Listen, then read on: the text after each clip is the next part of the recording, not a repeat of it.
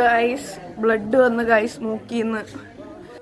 So hello ഷുട്ടുമണികളെ, അപ്പം നിങ്ങൾക്കറിയാമല്ലോ ഞാൻ ഈ റിങ് മൂക്കുത്തിയാണ് എപ്പോഴും മൂക്കിലിടുന്നത്. അപ്പം ഞാൻ നേരത്തെ ഇട്ടിരുന്ന റിങ് മൂക്കുത്തി മാറ്റിയിട്ട് കുറച്ചുകൂടെ ചെറിയ റിങ് മൂക്കുത്തി എടുത്തിട്ട്, പക്ഷേ പറ്റിയ പണി എന്താണെന്ന് വെച്ചാൽ അത് ഇളവുന്നില്ല. ആ മൂക്കുത്തി നേരത്തെ ഇതേ കണക്കൊരു മൂക്കുത്തി എൻ്റെ മൂക്കിൽ കുടുങ്ങിയിട്ടുണ്ട്. അങ്ങനെ കടയിൽ പോയി അത് കട്ട് ചെയ്യാണ് ചെയ്തത്.